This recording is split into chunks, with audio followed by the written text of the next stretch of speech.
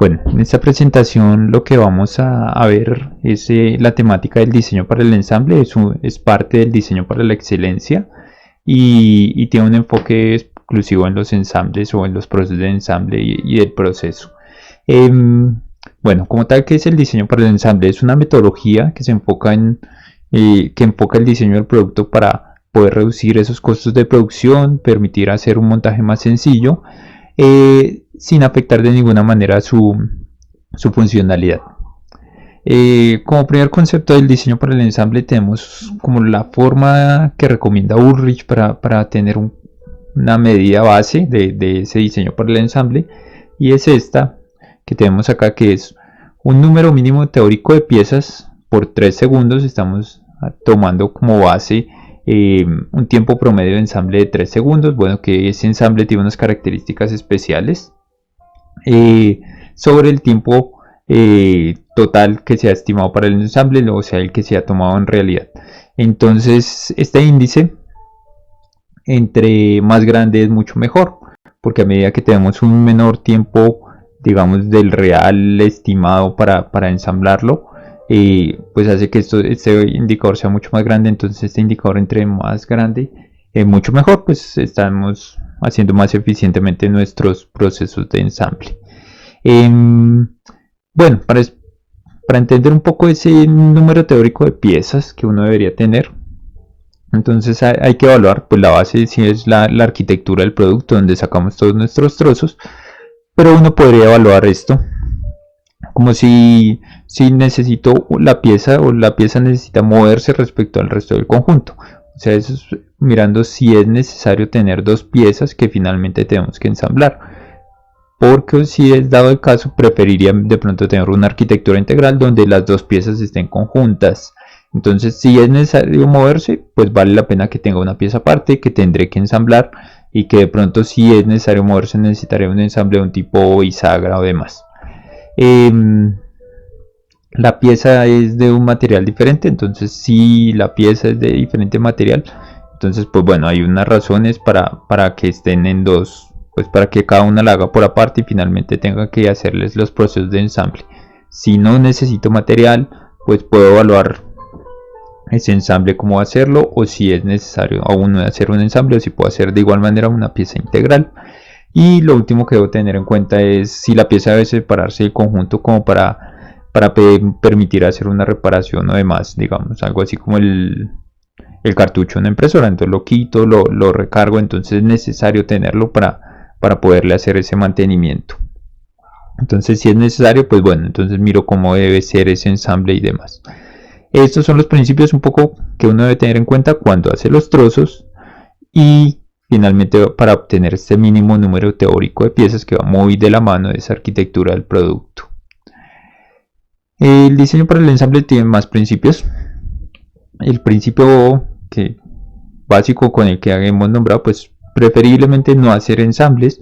Entonces, si puedo hacer toda la pieza integral, pues me evito hacer los procesos de ensamble. Aquí tenemos un ejemplo que es como tal del libro de Ulrich, donde tomaron un motor y el escape de gases de una vez está dentro del motor, dentro de todo el vehículo. Entonces se evitaron que este componente esté aparte, esté diseñado aparte, y entonces me evité hacer ese ensamble. Hago todo el componente de una vez. Digamos que el diseño para el ensamble va muy de la mano de la arquitectura integral. Postergar el ensamble para el cliente. Esta es otro principio que yo quisiera tener en el diseño para el ensamble, y eso lo vemos en un ejemplo típico, que es los muebles modulares. Yo evito hacer los ensambles, se los cedo para que los haga el cliente, porque el cliente finalmente es el que ensambla su producto en su lugar. Entonces yo estoy postergando esos ensambles y los estoy dejando para el final. Y mejorar la facilidad de ensamble. En eso vamos a especificar algunas reglas que existen y que son muy funcionales para el momento de hacer el diseño del proceso del ensamble de nuestro producto. Lo preferible es que la pieza siempre se inserte desde arriba. Este es el ejemplo. Entonces, ¿por qué es mucho mejor? Porque estamos aprovechando la gravedad para que se haga el ensamble. La gravedad, entonces me estoy evitando de pronto un gasto energético para hacer este proceso de ensamble. Lo otro que deseamos es que la pieza tenga un alojamiento propio. Este es el ejemplo. Igual tenemos un ensamble desde arriba, pero si nos fijamos tiene estas dos paredes que lo ayudan a guiarse sobre él. Entonces yo no tengo que preocuparme si esto está corrido un poco hacia acá o hacia acá, porque al dejarlo caer él se aloja sobre su ubicación.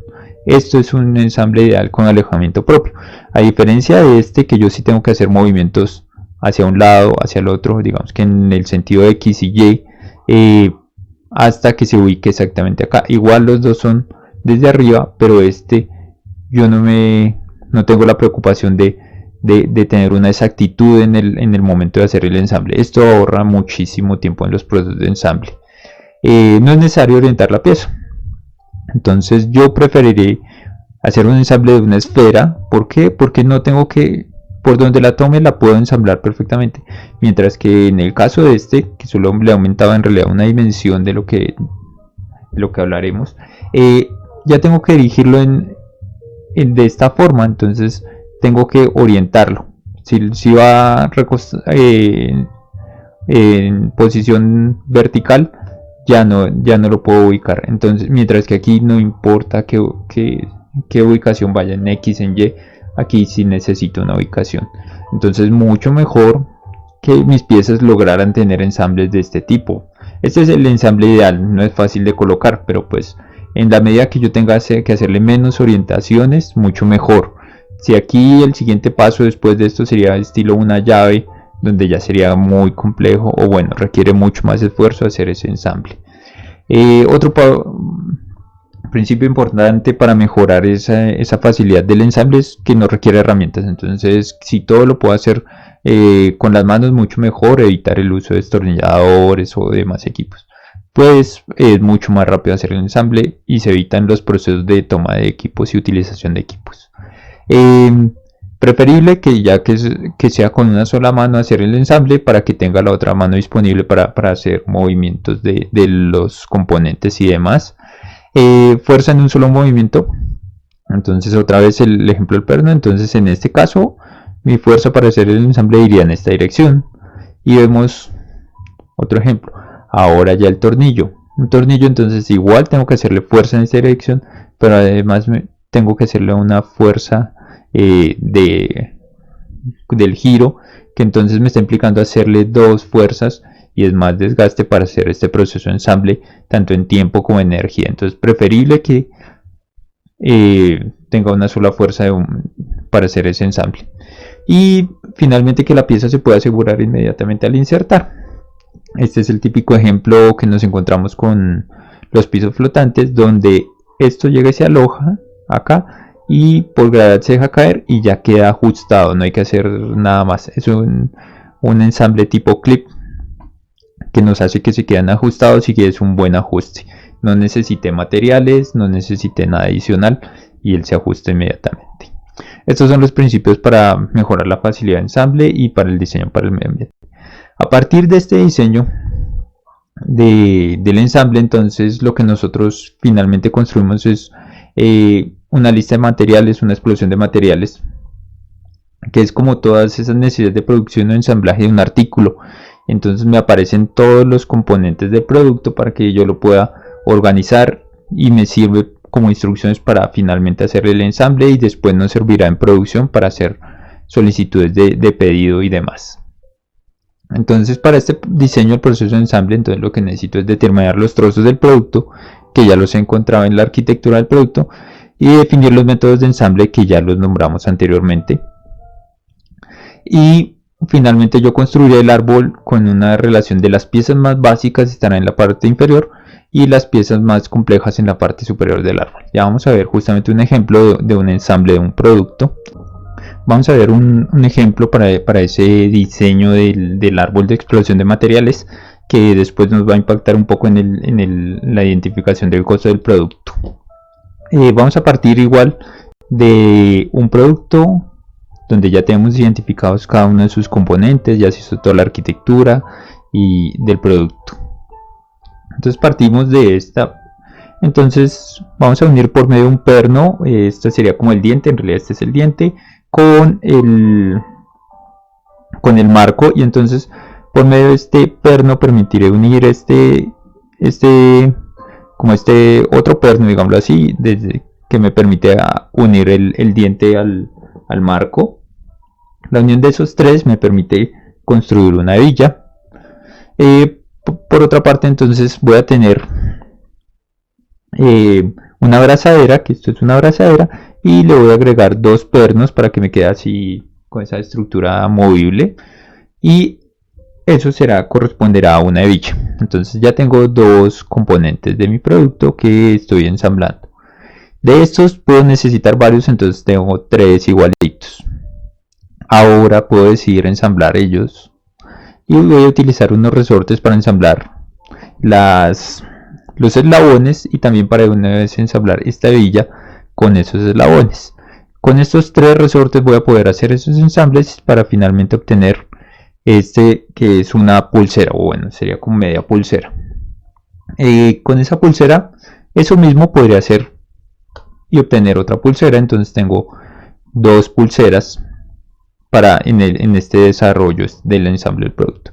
Adicionalmente, tomaré como base un cuerpo, tendré un cuerpo del producto, y lo voy a ensamblar por medio de un perno junto a una maquinaria y a unas agujas, y con eso lograré formar la maquinaria de lo que estamos diseñando, que nuestro producto es un reloj. Entonces por este lado ya tengo la maquinaria, por este lado tengo dos pulseras o dos pedazos de pulsera, y voy a utilizar dos tornillos para unir cada pulsera, y con eso podré formar mi reloj. Entonces ahora con esto ya tengo identificados cómo es el proceso, cómo es cada uno de los ensambles, y lo que voy a construir es el árbol de explosión de materiales. Tenemos entonces de base, acá tenemos de base pues el proceso o los componentes del producto que ya encontramos, y vamos a hacer el árbol. Tenemos un nivel inferior donde vamos a colocar los componentes más básicos, y en el nivel superior vamos a tener los más complejos. Iniciamos con esta que correspondería a los eslabones. Entonces para eso necesitamos pernos y una abrazadera. Entonces por medio de aquí vemos que eran dos pernos, entonces por medio de dos pernos y una abrazadera ya tenemos un eslabón. Entonces esto es, digamos que este es el proceso de ensamble de cada uno de estos que tenemos aquí resaltados en azul, que necesitamos 6, bueno, pero ahora vamos a ver. Adicionalmente teníamos la hebilla. Para la hebilla entonces necesitamos el perno, el diente y el marco, y los uníamos, de cada uno necesitábamos uno, los unimos y tenemos nuestra hebilla completa. En nuestro proceso de ensamble que hicimos después, posteriormente unimos esa hebilla con tres eslabones por medio de tres resortes. Entonces aquí tenemos tres resortes, tres hebillas y tres eslabones y una hebilla para finalmente obtener una pulsera o media pulsera. Después teníamos bueno, ahorita tendremos dos de estos, y por este lado entonces tenemos la maquinaria que fue construida, ensamblada a partir de un motor, una aguja, que necesitamos tres agujas, un cuerpo y un perno que me permitió unirlos los tres. Y aquí está nuestro proceso de ensamble. Entonces unimos el motor, tres agujas, un cuerpo y un perno. Entonces por medio de eso he logrado tener esta maquinaria. Para finalmente obtener el reloj, entonces que necesitamos dos de las llamadas hebillas, cuatro tornillos que eran dos por una parte, dos por otra parte, y la maquinaria. Y entonces aquí aparecen nuestros tornillos por 4. Necesitamos dos pulseras y una maquinaria para obtener nuestro reloj. Entonces este es el árbol de explosión de materiales, donde vemos el producto más complejo en la parte superior, los componentes más básicos en la parte inferior, y al lado de cada arco se van acompañando de la cantidad de cada uno de ellos. Es importante, digamos, el ejemplo que tenemos aquí de nuestra hebilla, de nuestra pulsera. Nuestra pulsera necesita 3 eslabones, pero en realidad ¿cuántos eslabones necesitamos? Necesitamos 6, entonces 3 por 2, 6, me dan mis 6 eslabones que necesito para mi reloj completo. Pero ese reloj completo entonces está compuesto por diferentes partes. Ya con esto, si yo conozco todos los valores, podría calcular el costo. Aquí resaltamos un poco, nivel 1, nivel 2, 3, 4, para identificar cada uno de los niveles de complejidad.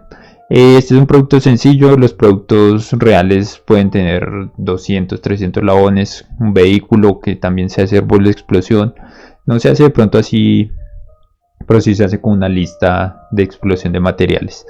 Con esto, si yo conozco los valores de cada uno de los componentes, de cada uno de estos componentes básicos, yo conozco todos esos valores. Si los compré o los fabriqué, lo que hablamos de piezas estandarizadas o piezas personalizadas, y conozco los costos de los ensambles, que también ya lo sabemos calcularlos de pronto en función del valor de la persona que se encarga de hacer el ensamble. A partir de todo esto podemos determinar el costo de mi producto completo con todos los ensambles requeridos. Y esto se lleva a una, como no siempre se ve esa estructura, y con productos muy complejos no se ve esta estructura. Esta estructura es una guía para entenderlo, pero pues con productos muy complejos se vuelve difícil hacer toda esa gráfica. Entonces normalmente no los encontramos de esta forma, donde podemos hacer el despiece de los componentes, y a medida que los vamos uniendo vamos encontrando el costo de cada uno de los componentes, sea diferente según el nivel que esté. A partir de eso entonces podemos calcular el costo de nuestro producto.